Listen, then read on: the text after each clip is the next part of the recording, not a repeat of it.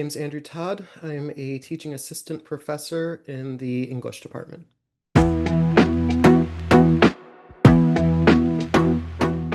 Use AI to generate summaries of that historical era. So things like trends and the culture of the time.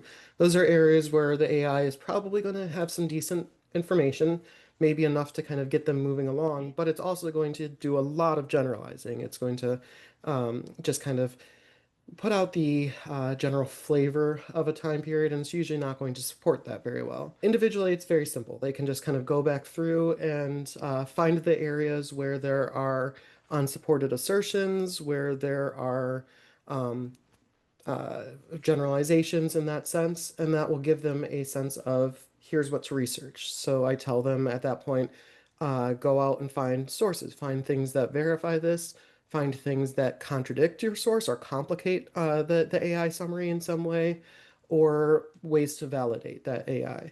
Then they've started to engage in the historical research, the supporting like contextual research for their projects, and it's material that they can probably use in their final projects. Like I said, normally I do it through partners. So in that case, it's just kind of creating a little bit of a responsibility on another reader to spot the things that a lot of times we won't notice about our own topics. So when we're researching something, we have a kind of understanding of what we're looking for, some ideas about it. A fresh set of eyes can sometimes notice the things that we don't. So in those cases, instead of having them jump to straight to finding the problems with the AI summary, instead, the partner goes through and finds the things that they don't understand, the things that without further support, they're not going to believe or find convincing. Usually ChatGPT, it's just the most familiar to the students already, so most of them are already familiar enough with how to access it and start working with it. And usually it's to generate responses. So like I gave in the previous examples, kind of summaries or a sample response or kind of overviews of a subject matter.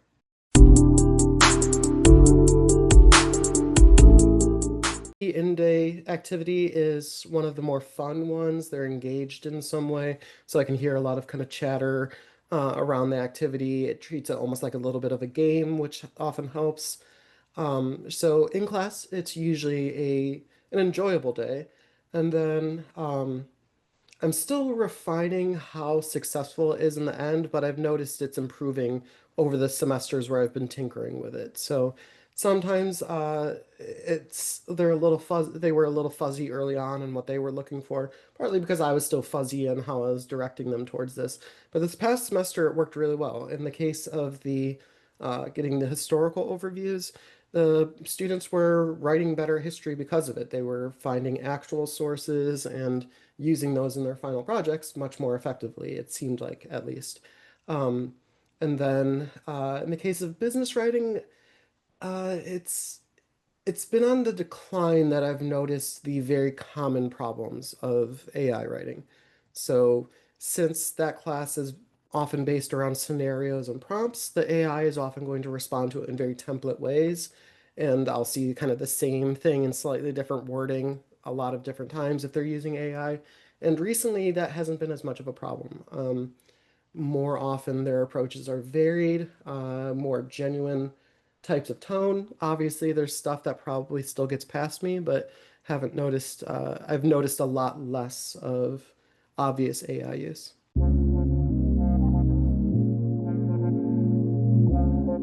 Since it was mostly ChatGPT, it was pretty quick and simple to just add it to the class. The professional writing one, it's just complicated, so it took complicated on my part, so it takes a few steps to kind of even things out there.